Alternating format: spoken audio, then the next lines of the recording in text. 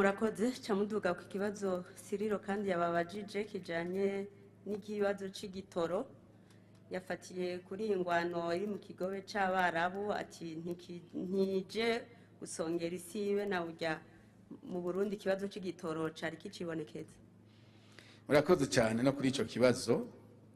Ikibazo c'igitoro nivyo ni ikibazo nkoramutima, ariko turakwiye no kuza tubanza tukiyumvira mbega ikibazo c'igitoro mu Burundi kugira kituraze ishinga no kubera iki.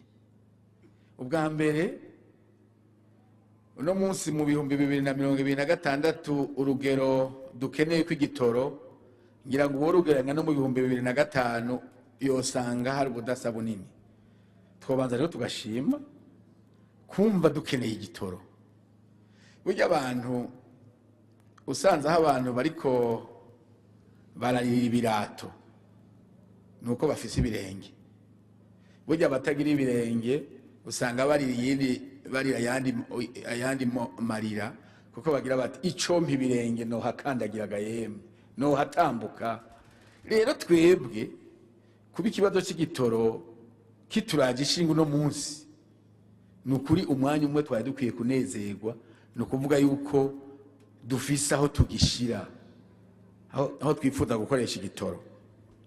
Rero kira noneho mu minsi heze twaravuze yuko igitoro rimwe na rimwe catugora gushikira kubera ubukene bw'amafaranga mvamakungu, kubera ariyo kigugwamwo, ariko twaravuze yuko uko bukeye atariko bwira kubijanye n'ubukene bw'amafaranga mvamakungu. Kubera iki? Muraza aho dutanguriye gusoroma wa murima weze witwa ubutare, no munsi amafaranga mvamakungu yarinjiye kandi akiriko ku rugero mbere rushimishije. Uravye nko kuva mu kwezi kw'icenda gushika muri uku kwezi kwa kabiri umaze kurenza umuriyaridi w'amadolari yinjiye muri ico gisata. Urumva ko umurundi atobura kugira ati ejo ni heza kurusha. No kuvuga rero ko twebwe uko tuzobandanya twimbura dusoroma uwo murima weze, aho bukera tuzoba tuvuga tuti ikibazo c'igitoro eka mbere n'ifumbire na bijya bindi bisabwa yuko tubikura hanze hazogeraho umuntu yiruhutsa.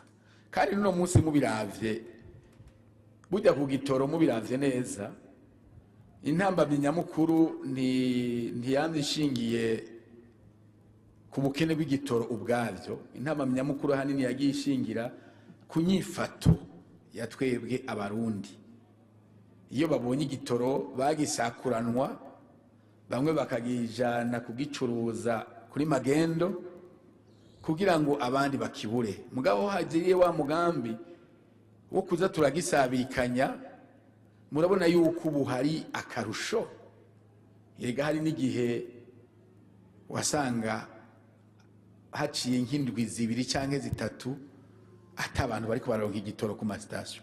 Mugabo no munsi uko mugaturuturu bukeye muca muronka urutonde rw'amasitasiyo yaronse igitoro, abantu bagaca bagenda bakaronka. Uraronka dukeyi bukeye kabiri gatatu usubiye gushikirwa ukaronka utundi dukeyi.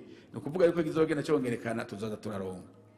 Uti mbega no n'intambara yo mu kigobe c'abarabu ntizoha bituma vyunyuka. Emwe nuko ngira abo benshi mu bari ngaha barutse vuba, ingwano ya Irani na Iraki yabaye mu myaka iheze. Mu kigobe c'abarabu burya hamye intambara, abarundi rero borema. So kuvuga yuko kubera ko mu kigobe c'abarabu habaye intambara bizoca bituma leta itabandanya kwitaho abantu bayo.